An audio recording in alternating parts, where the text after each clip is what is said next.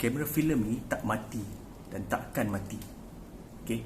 Ada lagi sekelompok kecil komuniti jurugambar yang masih menggunakannya sebagai medium untuk berkarya.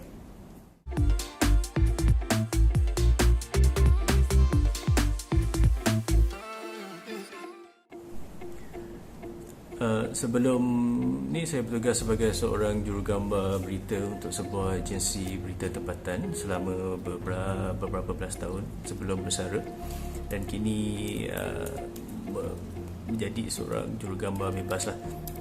Semasa bekerja saya menggunakan kamera digital sepenuhnya lah untuk tugasan dengan assignment harian saya. Tapi selepas bersara ni saya menumpukan penggunaan kamera filem untuk berkarya, sebab pada saya ia adalah satu medium yang terbaik lah untuk kita back to basics as a photographer. Kita kena kenal macam mana membaca cahaya, mengenal suhu, dan juga penggunaan ISO yang fix, juga lensa yang fix. Lepas tu ia lebih, pada saya ia lebih menghasilkan satu nilai estetik pada gambar tu, pada karya tu sendiri. Apa yang best dengan kamera filem ni kan, kita macam tak payah nak tengok sangat apa LCD lah. Okay, so sepanjang masa tu mata kita dekat surrounding area tu, so kita dapat tumpu perhatian pada waktu tu. Jadi kita takkan melepaskan momen-momen yang menarik. Okay, sebab kita nak tengok LCD je, so sampaikan kita tak nampak apa yang kat depan tu. Ia juga akan menjadikan kita berfikir lebih pantas, lebih kritis lah. Okay, tentang bagaimana kita nak merakam dan memproses setiap gambar tu sendiri. Yang bestnya tentang kamera filem ni, hasilnya. Okay, kita akan dapat hasil yang lain, okay, daripada digital tu. Digital tu kalau kita nak buat filem look tu, kita kena proses lah, nak berapa layer lah untuk dapatkan the filem look tu. Sebab macam contoh lah, setiap filem tu dia punya karakter berlainan. Okay, dia punya suhu berlainan, dia punya ISO fix. Walaupun setiap filem tu ada ISO 100, 200, 400 semua kan, tapi dia punya color, dia punya warna akan lain. Okay, sebab setiap pengeluar tu dia ada dia punya karakter on the film tu sendiri lah. Jadi kita kena tahulah filem apa yang kita nak guna, untuk apa, lepas tu apa tujuan. Gambar yang dihasilkan tu lebih nampak hidup. Okay, dia tidak terlalu digital. Maksud saya digital tu dia tak nampak sangat fake dia lah. Okay, kadang-kadang sharpness tu terlalu sharp sampai kan kita nak tengok pun boring. Okay, jadi bila kita pakai filem ni, dia lebih ada soul pada saya lah. Macam saya ni lebihkan kepada the aesthetic of the gambar yang akan dihasilkan. Okay, saya lebih suka guna lens, single lens, fixed lens, 35mm, 50mm itu cukup lah. Sebab saya ada satu focal distance yang saya rasa sesuai lah untuk kita nak rakam benda tu.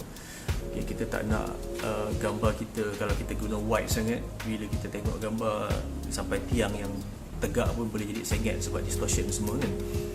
Untuk street photography ni, saya lebih banyak gunakan filem black and white lah. Sebab pada saya black and white ni dia banyak capture, dia punya soul betul. Okay, berbanding dengan color ni, dia kadang-kadang color yang bright sangat ni dia akan distract sangat kita punya tumpuan. Jadi kalau bagi saya dia memang black and white ni memang terbaik lah untuk kita buat street photography. Tapi terpulang lah pada masing-masing macam mana korang nak define street photography tu, korang punya style itu terpulang. Saya ada mencuba pelbagai kamera dalam street photography ni, tapi setakat ni ada 4 lah yang saya suka pakai. Okay, sebab dia selesa dengan saya lah. Pertama SLR Olympus OM10, dia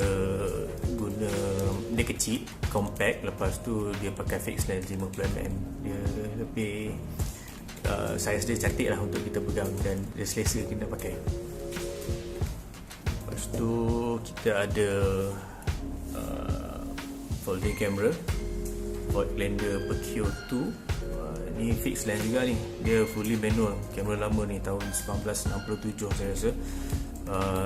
Dia yang best ni sebab dia ni punya focal distance dia amat mudah dan dia ada tanda-tanda jenis, so kita boleh pakai untuk kita buat jarak dengan lebih tepat lah.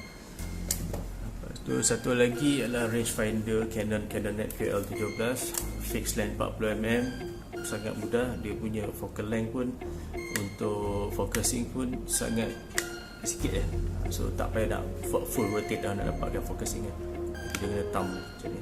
Okay. Dan untuk saya punya work buat pameran tu, biasa saya punya media format Mamiya RB67 ni, sebab dia menggunakan filem 120mm, jadi dia lebih menghasilkan filem yang lebih besar. Dia agak berat sebenarnya, so kena guna tripod yang agak steady untuk operate benda ni.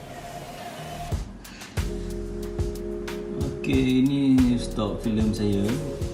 Dia masih mudah didapati dan production pun masih berjalan. Jangan risau, filem tidak akan mati.